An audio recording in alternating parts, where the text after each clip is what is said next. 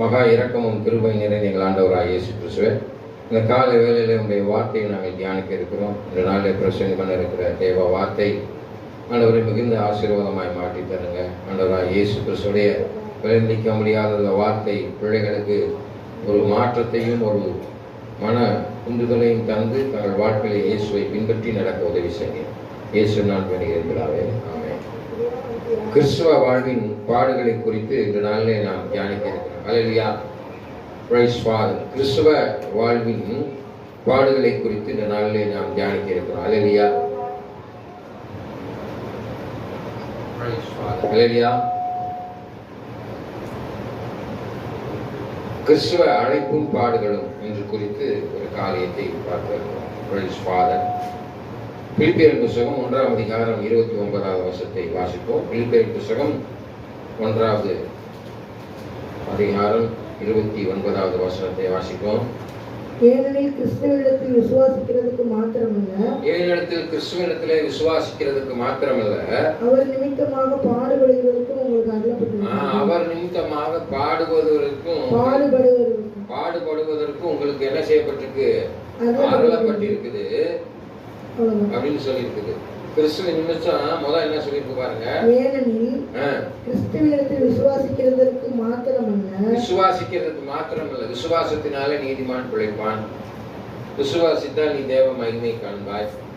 இப்படி விசுவாசிக்கிறதுக்கு மாத்திரம் உன்னை ஆண்டவர் தெரிந்து கொள்ளல. இயேசு கிறிஸ்து பாடுபட்டதை போல உனக்கும் பாடுகளை அனுபவிக்க வேண்டும் என்று சொல்லி இங்கே சொல்லியிருக்கிறது. எவன் ஒருவன் என்னை பின்பற்றி நடக்க வேண்டும் என்றால் அவன் தன் சிலுவை எடுத்துக்கொண்டு என் பின்னே வா என்று சொல்லியிருக்கிறார். சிலுவை என்பது ஒரு பாடான ஒரு காரியத்தை குறிக்கும்.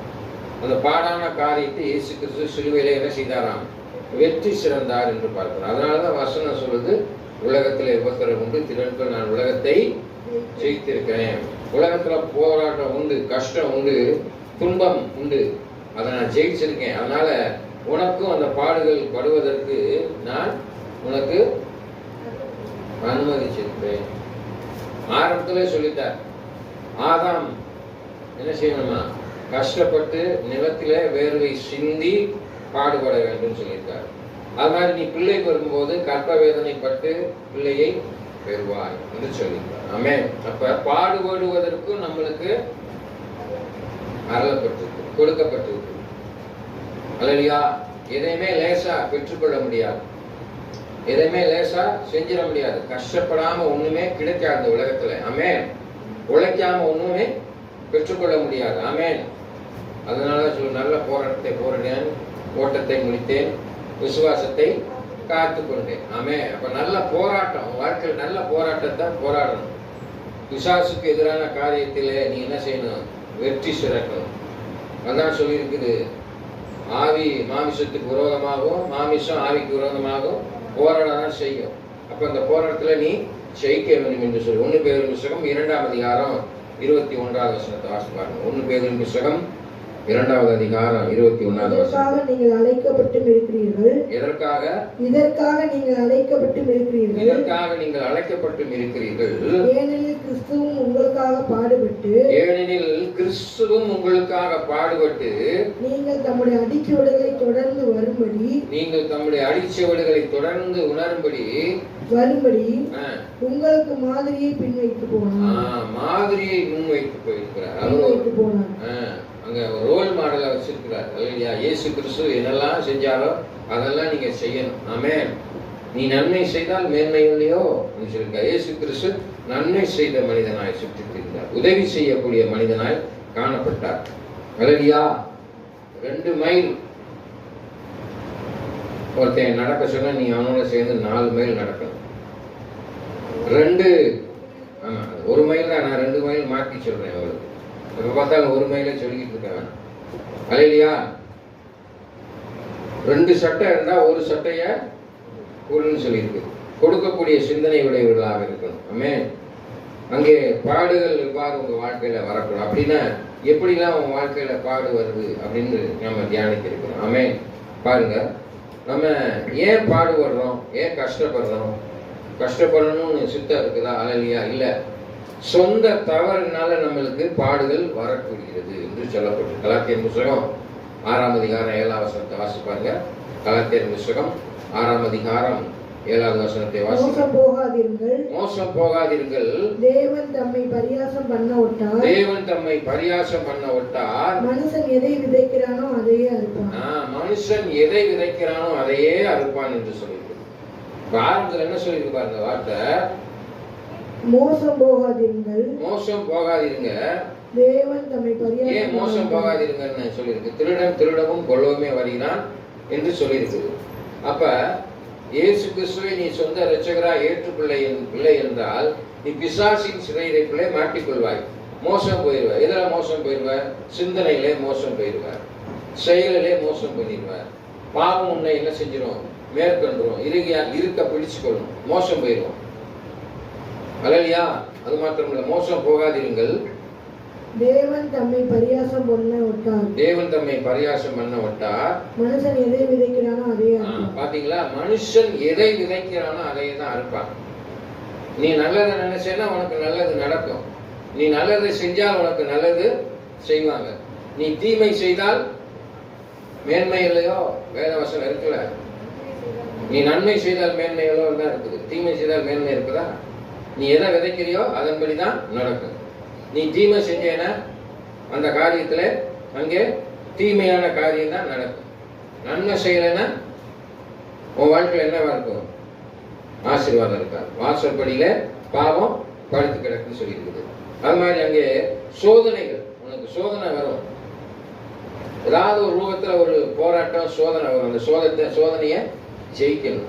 யாருக்கு சோதனை வந்துச்சு? இயேசுக்கே சோதனை வந்துச்சு. 40 நாள் அவர் உபவாசம் இருந்தார். 40 நாள் என்ன செஞ்சாரு? உபவாசம் இருந்தார். உபவாசம் முடிஞ்சோடனே அவருக்கு என்ன உண்டாயிற்று? பசியும் தாகம் உண்டாயிற்று. அப்ப பிசாசு போய் அவனை சோதிக்கிறார். அல்லையா?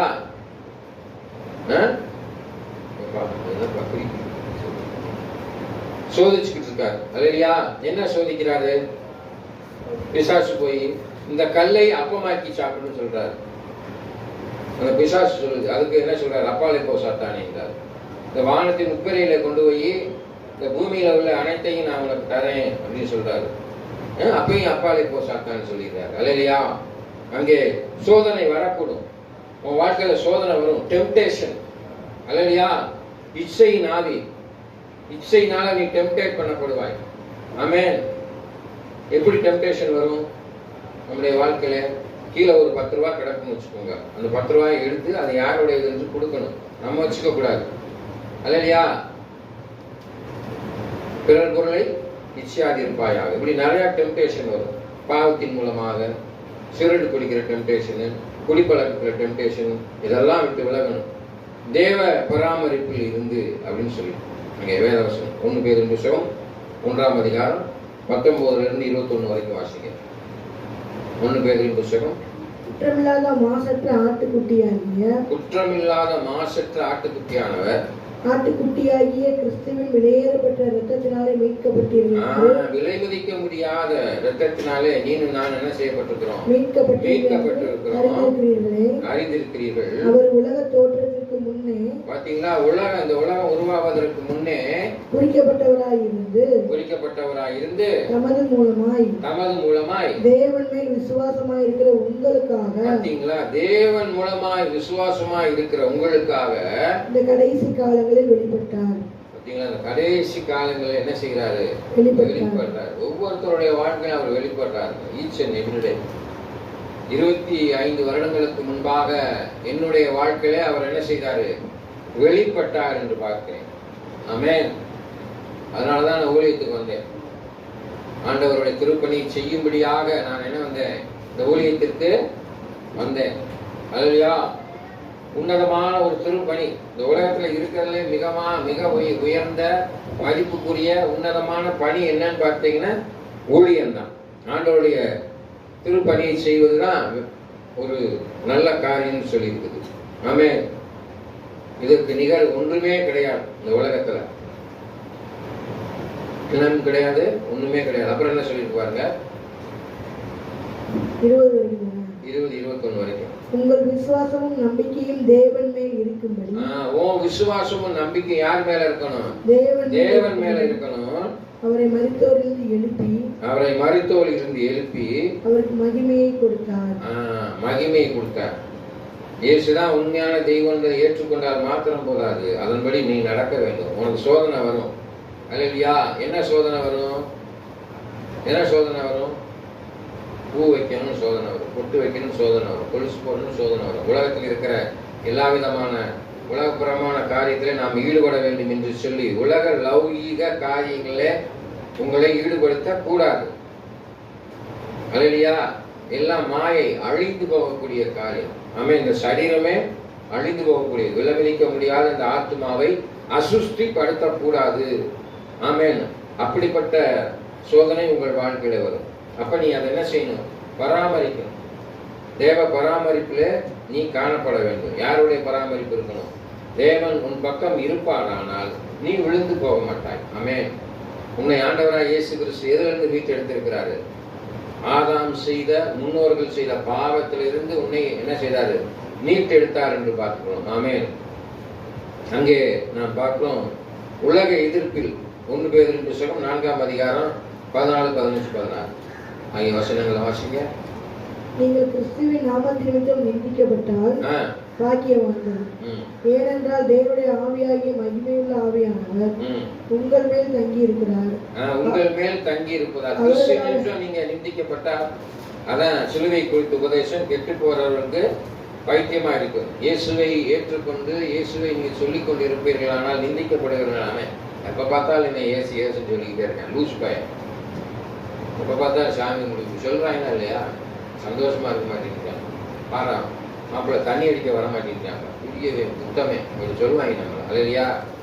குடிப்பழக்கத்திற்கு அழைப்பாங்க, பாவ பழக்கத்திற்கு அழைப்பாங்க, இச்சை நாவினால் இழுக்கப்படும். அல்லையா? ஆமென். அவர்களாலே தூசிக்கப்படுகிறார், உங்களாலே மகிமைப்படுகிறார். உங்களாலே மகிமைப்படுகிறார். கிறிஸ்து உனக்குள் வாசமா இருப்பாரானால் இப்படிப்பட்ட பாவங்கள் இருந்து நீ விலகுவ. ஆமென். ஆதலால் உங்களில் ஒருவன் கொலைபாதனையாவது, திருடனையாவது, பொல்லாங்கு செய்தனவனையாவது, அந்நிய காரியங்களில் தலையிட்டு கொண்டவனையாவது, பாடுபடுகிறவனாயிருக்க கூடாது. இந்த காரியங்களுக்கு சொல்லப்பட்ட அனைத்து காரியங்களிலும் பங்கு உள்ளவனா இருக்கக்கூடாது. ஒருவன் கிறிஸ்தவனாய் இருப்பதனால் பாடுபட்டால் வெட்கப்படாமல் இருந்து. பாத்தீங்களா? வெட்கமே படக்கூடாது. கிறிஸ்தவனா இருக்கவே இயேசு கிறிஸ்துவை நீ ஏற்றுக்கொண்டா வெட்கமே படக்கூடாது. இயேசு கிறிஸ்து வெட்கப்பட்டாரா? வெட்கப்படல. எந்த சூழ்நிலை வெட்கப்படல. அவளை காரி உயிழ்ந்த போது அவர் அமைதியா இருந்தார். அரைந்த போது, குட்டிய போது அமைதியா இருந்தார். வெட்கப்படவே இல்லை. ஆமென். அதினிமித்தம் தேவனை மகிமைப்படுத்த கடவுள். நீ எவ்வளவு இயேசுவை போல பொறுமையா இருக்கிறீரோ அவ்வளவுக்கு விளவு தேவனை நீங்க மகிமைப்படுத்துவீங்க. உங்க கொண்டாட்டிகிட்ட நீங்க முத பொறுமையா இருந்து பழகிக்கோங்க. அல்லேலூயா. உங்க கொண்டாட்டி உங்களை எவ்வளவுதான் வஞ்சாலும் இந்த காதுல வாங்கி அந்த காதுல விட்டுட்டேன்னு வச்சுக்கோங்க. You are a great man. அல்லேலூயா. தப்பிச்சிட்டீங்கன்னு அர்த்தம். எப்ப பார்த்தாலும் நொய் நொய் வேத புத்தகத்துல சொல்லியிருக்காங்க. எலும்புரி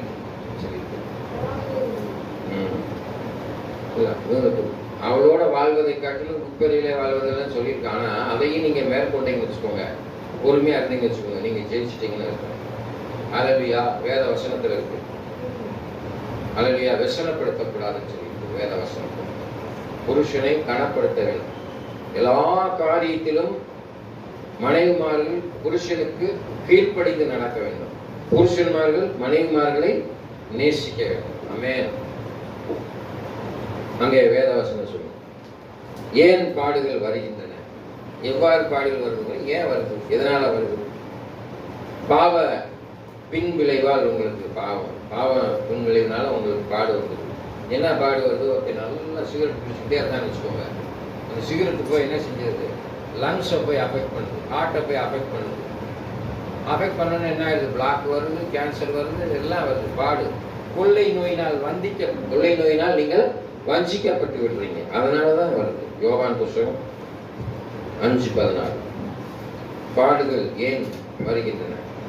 அதற்கு பின்பு அவனை தேவாலயத்திலே கண்டு, யோவான் 5:14, இதோ நீ சொஸ்தமானாய், அதிக கேடானதொன்றும் உனக்கு வராதபடி இனி பாவம் செய்யாதே. பார்த்தீங்களா?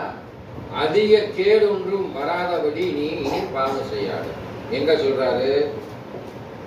எந்த இடத்துல சொல்றாரு சொல்லுங்க சிஸ்டர், எந்த இடத்துல சொல்றாரு அத? இனி கேடு ஒன்றும் செய்யாத. கேடுன்னு என்ன அர்த்தம்? ஆண்டவருக்கு விரோதமா எந்த காரியத்தை நீ பேசினாலும் செஞ்சாலும் அது கேடான ஒரு காரியம். நீங்க நினைச்சுட்டு இருக்கலாம், குடிப்பது கேடு, அடுத்தவனை அடிப்பது கேடு, விபச்சாரம் ஒரு கேடு. இது மாத்திரம் கேடு கிடையாது. நல்லா ஒன்று தெரிஞ்சுக்க, மிக ஒரு முக்கியமான காரியம் சொல்றேன் கேளுங்க. பிறர் மனதை புண்படுத்தும்படியாக பேசினாலே அது கேடு. ஹர்ட் பண்ணக்கூடாது. அடுத்தவங்களை ஹர்ட் பண்ணும்படியா பேசணும்னாலே அது கேடு என்று வேதத்துல சொல்லி, மனநோகும்படியாக பிறரை பேச வசப்படுத்தும். வசம் சொல்லக்கூடாது. அல்லையா? பார்த்துருக்கீங்களா? ஒரு ஸ்டேஜ் வந்தவனே நம்ம பிள்ளைங்க நம்மளை கிளப்பிப்பா, ஒன்றும் வேலையே கிடையாது, சும்மா நைன்னு பார்க்கலாம். நீ இருந்த என்ன செத்த என்ன சொல்றோமா இல்லையா? சொல்றத கேட்குறோம் அல்லையா? அதனாலதான் அந்த 10 கற்பனையில சொல்லியிருக்கிறார். நல்லா தெரிஞ்சுக்கோங்க, உலகத்திலே பூமியிலே ஆயுசு நாட்கள் நீடித்திருப்பதற்கு உன் தகப்பனையும் உன் தாயையும் கனம் பண்ணுவாயா. அதான் சொல்றேன், அன்னையும் பிதாவும் முன்னறி தெய்வம். ஹல்லேலூயா. யாரெல்லாம் அப்பா அம்மாவை கனவீனப்படுத்துறீங்களோ அவங்க போகவே முடியாது. ஹல்லேலூயா.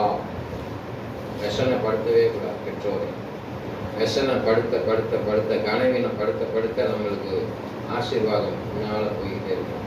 உனக்கு 60 வயசா இருக்கலாம், 70 வயசா இருக்கலாம், உன் தகப்பன் 90 வயசுக்காரா இருக்கலாம். ஆனால் அவர்களை நீ கனவீனப்படுத்தினாய் என்றால் நிச்சயமாகவே உன் வாழ்க்கையிலே பரலோகத்துக்கு போகவே முடியாது. பூமியில வாழ்றதுக்கு உன் ஆயுசு நாட்கள ஆண்டவர் படார் குறைச்சிருவார். பூமியிலே உன் ஆயுசு நாட்கள் நீடித்திருப்பது, பூமியிலே நீடித்திருக்குன்னா அப்ப மறுமைக்கு வாழ்வு எவ்வளவு இருக்கணும்? பூமியில உன் வயசு எவ்வளவு? 70, பலத்தின் மீதியாக 80. நீ அவங்கள போட்டு தொந்தரவு பண்ணிக்கிட்டு பேசிக்கிட்டு இருந்தேன்னா புடக்குன்னு ஆண்டவர் 40 வயசுல தூக்கி வரணும் சக்குன்னு. அல்லேலூயா. கவனமா இருங்க. அங்கே பார்க்கிறோம், தேவ மகிமை விளங்க ஏதுவாக இருக்கணும். ஏன் பாடுகள் வருது? தேவ மகிமை விளங்குவதற்கு ஏதுவாக நம்ம நடக்கணும். அதே யோவான் புஸ்தகம் 9ஆம் அதிகாரம் 2-3. யோவான் புஸ்தகம் 9ஆம் அதிகாரம் 2-3 ஆகிய வசனங்களை அப்பொழுது அவருடைய சீஷர்கள் அவரை நோக்கி, என்னது? அப்பொழுது அவருடைய சீஷர்கள் அவரை நோக்கி, ரபி, இவன் குருடனாய் பிறந்தது. பாத்தீங்களா? நல்லா கவனிங்க. ரபி, இயேசுவே இவன் குருடனாய் பிறந்தது இவன் குற்றமோ? யார் செய்த பாவம்? இவன் செய்த பாவமோ? பெற்றவர்கள் செய்த பாவமோ என்று கேட்டார்கள். இயேசு பிரதியுத்தரமாக, எது? பாத்தீங்களா? நல்லா தெரிஞ்சுக்கோங்க. இயேசு பிரதியுத்தரமாக, இவன் செய்த பாவமும் அல்ல, பெற்றோர் செய்த பாவம். இப்ப பிறவியிலே குருடர்கள் இருக்காங்க, பிறவியிலே பேச முடியாதவங்க இருக்காங்க. அதனால அப்பன் செஞ்ச பாவம் போல வாய் பேசாதவன் இருக்கான், கண் தெரியாதவன் இருக்காங்க என்று அல்ல. தேவனுடைய கிரியைகள் இவனிடத்தில் வெளிப்படுத்தீங்களா? தேவனுடைய கிரியைகள் விளங்கும்படியாக இவன் குருடனாய்க்கிறான். தேவநாம மகிமைப்படும். நல்லா தெரிஞ்சுக்கோங்க. உங்கள்கிட்ட ஒரு குறை இருக்கு, உங்களுடைய என்ன குறை இருக்கோ தேவநாம மகிமைப்படும். இந்த குறையை எடுத்து போடக்கூடியவர் இயேசு. You have to believe the Lord Jesus Christ. உனக்குள்ள ஒரு பாவம் இருக்கு, உனக்குள்ள விட முடியாத ஒரு காரியம் இருக்குன்னு வச்சுக்கோ. அந்த காரியத்திலிருந்து நீ விடுபட்டால் தேவநாம மகிமைப்படும். ஹல்லேலூயா. நம்மகிட்ட ஒரு குடி பழக்கம் இருக்கு, இல்ல விபச்சார பழக்கம் இருக்குன்னு வச்சுக்கோங்க. அதுல இருந்து நம்ம விடுபட வேண்டும் என்றால் தேவனை இறுக பிடித்துக்கிட்டேன்னா தேவநாம மகிமைப்படும். அதற்காகவே உனக்கு வச்சிருக்கிறோம் கண்டினியூட்டி. பார்த்துக்கியா? அந்த பாவத்திலிருந்து உன்னால வெளியே வர முடியாது. புது வருஷத்தன்னைக்கு சொல்லுவோம், நான் இனிமேல் தண்ணியே அடிக்க மாட்டேன், நான் இனிமேல் சிகரெட்டே குடிக்க மாட்டேன், இனி எங்க அம்மா வைய மாட்டேன், இனி பொய் சொல்ல மாட்டேன், திருட மாட்டேன் அப்படின்னு சொல்லி ஒரு பிரமாணம் எடுப்போம். அடுத்த 2 நாள்ல அதை என்ன செஞ்சிருவோம்? செய்ய ஆரம்பிச்சிருவோம். ஆனால் உன் வாழ்க்கையில தேவநாம மகிமைப்பட வேண்டும் என்றால் அவருடைய கருத்துல நீ ஒப்பு கொடுக்கணும். அது ரைட் டைம். முடங்க எத்தனை வருஷமா இருந்தான்? 38 வருஷமா காத்திருந்தேன், எவனாவது வந்து கலைக்கிடுவாங்களா. விசுவாசத்தோட நம்பிக்கையோட இருந்தான். எப்படியாவது சுகமடைந்து விட வேண்டும் என்று சொல்லி இயேசு அவனிடத்திலே போய் முடவனாய் கிடந்த அவனிடத்துல அந்த முடவனுடைய தேவ நாம மகிமைப்பட வேண்டும் என்பதற்காகவே அவனை படுக்கை எடுத்துக்கொண்டு, அது மாதிரிதான் அந்த குருடனை பார்வையடைந்தான் என்று பார்க்கிறோம். அங்கே வேதம் சொல்லுது, தேவ மகிமைக்காகவே நம்மளுக்கு என்ன வரும்? பாடுகள் வரும். தேவ மகிமைக்காகவே பாடு வரும். அல்லேலூயா. யோவான் 11:4. இயேசு அதை கேட்ட பொழுது, இந்த வியாதி மரணத்துக்கு ஏதுவாயிராமல் தேவனுடைய மகிமை விளங்குவதற்கு ஏதுவாயிருக்கிறது. தேவனுடைய மகிமை விளங்குவதற்கு ஏதுவாயிருக்கிறது. தேவனுடைய குமாரனும் அதனால் மகிமைப்படுவார். தேவனுடைய குமாரனும் அதனால மகிமைப்படுவார். யாரு குமாரன்? இயேசு. லாசுக்கே வெளியே வாடி சொல்லி கூட நம்ம அந்த பாப்பாக்காக ஜோமனை சொல்லி அந்த பாப்பா கேட்டுச்சு. அந்த பாப்பாவுக்கு வந்து பள்ளிக்கூடத்தில் செக் பண்ணும்போது அதில் தைராய்டு இருக்குன்னு சொல்லுவாங்க.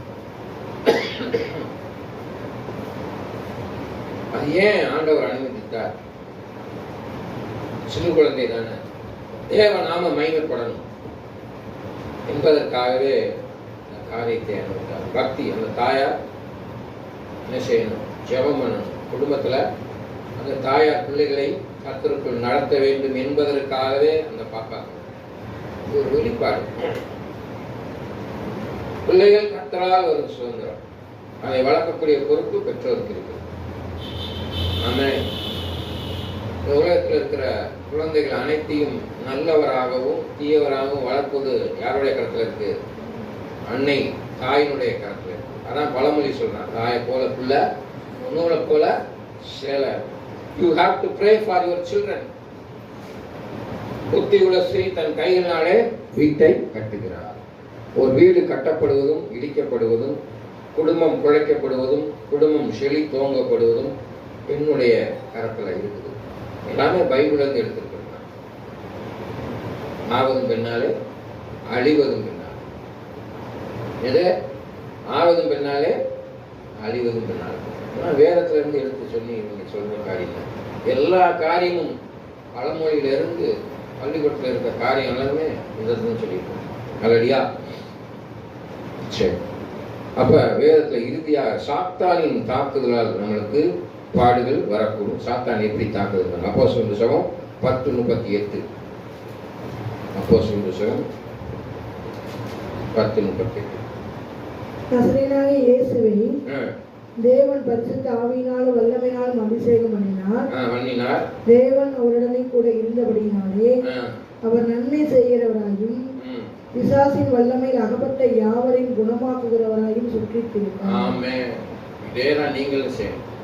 தேவ வல்லமை பெற்றவர்களாய் உங்களுக்குள்ளாக இருக்கிற எல்லா விதமான காரியம் நீங்கி தேவ வல்லமை பெற்றீங்கன்னா நீங்களும் அதிசயம் செய்யலாம், அற்புதம் செய்யலாம். பாஸ்டர் ஜோமனாக சுகமாகும் இல்லை, நீங்களும் சுகம் கொடுக்கலாம். உங்களுக்கே வியாதி வந்துச்சுன்னா தலையில கைவிட்டு இயேசு நாமத்தினாலே வயிற்று வலி போவதாக, இயேசுவின் நாமத்தினாலே தலைவலி போவதாக, எனக்குள்ளாக இருக்கிற பலவீனங்கள் நீங்குவதாக. கேளுங்கள் கொடுக்கப்படும். கேட்டாதானே தருவாரு. அழுத பிள்ளைதான் பால் குடிக்கணும். வாங்க பழமொழி சொல்றாங்க பார்த்தீங்களா? அழுத பிள்ளைதான் பால் குடிக்கும். ஆமென். கேட்கணும்.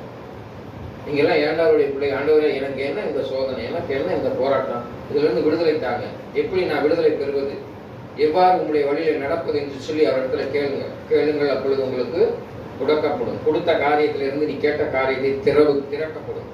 ஆசீர்வாதம் திறக்கப்படும். ஆண்டவரை தேடுங்க, கண்டடைஞ்சிருவீங்க, பெற்றுக்கொள்ள முடியும், ஆசீர்வதிப்பார். கண்களை மூடி ஜெபம் செய்வோம். மகா இரக்கம் கிருபை நிறைந்த எங்கள் ஆண்டவராகிய இயேசு கிறிஸ்து, இந்த நாளிலே கிறிஸ்துவின் வாழ்வின் பாடுகளை குறித்தும் பாடுகள் ஏன் வருகிறது, எவ்வாறு வரக்கூடும் என்பதை குறித்து நாங்கள் தியானித்து வந்தோம். கேட்கப்பட்ட வசனத்தின்படி நாங்கள் நடக்க எங்களுக்கு உதவி செய்யுங்க. பாடுகளில் இருந்து போராட்டங்களிலிருந்து எங்களுக்கு விடுதலை தாருங்க. உங்களுடைய வார்த்தை சொல்லுகிறது, உலகத்தில் உபத்திரம் உண்டு, இதற்குள் நான் உலகத்தை ஜெயித்திருக்கிறேன் என்று சொல்லியிருக்கிறேன். இந்த ஜெயித்த உலகத்திலே நாங்கள் வெற்றி பெற தேவராஜ்யத்தை சுதந்திரத்துக்குள்ள எங்களுக்கு உதவி செய்யுங்க.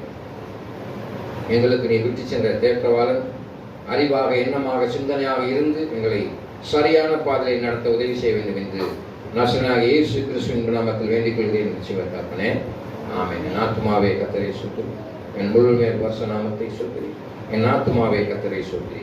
கர்த்தர் செய்த சகல வாணியம் மறவாதே. ஆமென். நம் ஆண்டவராக இயேசு கிறிஸ்துவின் கிருபையும் பிதாவாகிய என்னுடைய அன்பும் பரிசுத்த ஆவியானவரின் நின்மைக்கும் இப்பொழுதும் சதா காலம் இருப்பதாக. ஆமென். கர்த்தர் தாமே உங்களை ஆசீர்வதிப்பாராக. அல்லேலூயா.